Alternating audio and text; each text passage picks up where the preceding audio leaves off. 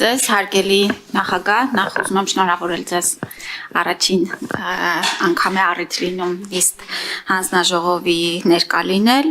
եւ թույլ տվեք ձեր ուշադրությանը ներկայացնել բնակչության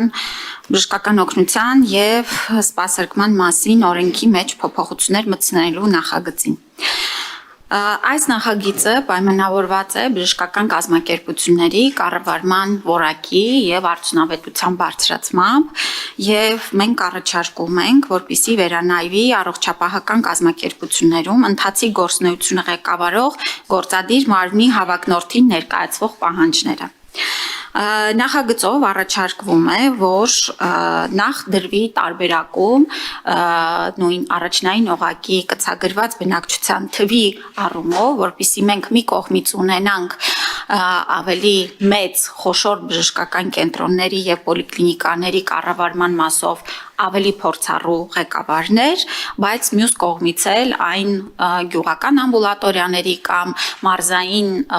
ուրեմն առողջապահական կազմակերպությունների, որտեղ որ մենք նաև կադրային ուրեմն համալրվածությունը պիտի ապահովենք, ունենանք հստակ տարբերակված մոտեցումներ։ Եվ այսպես ըստ էության գլխավոր մեխը այս նախագծի այն է, որ բժշկական կազմակերպությունների գործադիր մարմնի ղեկավարի համար ուրեմն պահանջը, անձին ներկայացվող պահանջի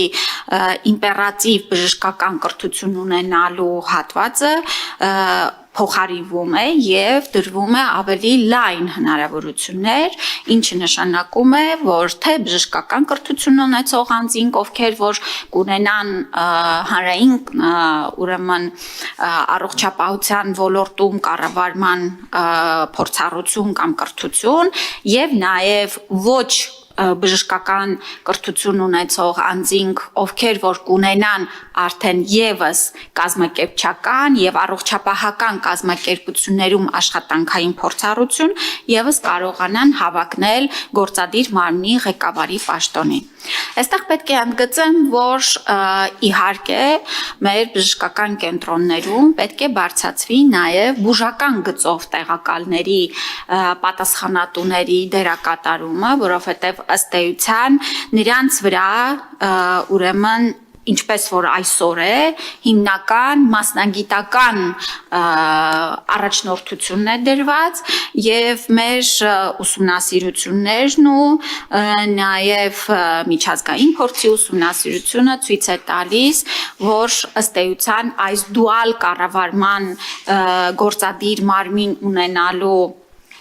մոդելը բավական արդյունավետ է։ Ուզում եմ նշել նաև, որ օրենքում սահմանվել են հստակ ուրեմն կարգավորումներ նաև գործադիր մարմնի կողմից հիմնադրի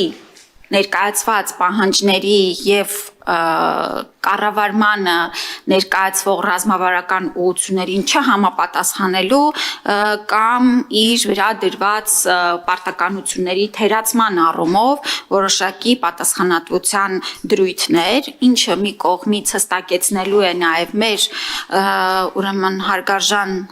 գործադիր մարմնի ղեկավարների համար իրենց լիազորությունների շրջանակը, պատասխանատվության շրջանակը եւ բերելու է դա օբյեկտիվության շրջան, որպեսզի մենք ունենանք հստակ չափանիշներ, թե ինչպես ենք գնահատելու հանրային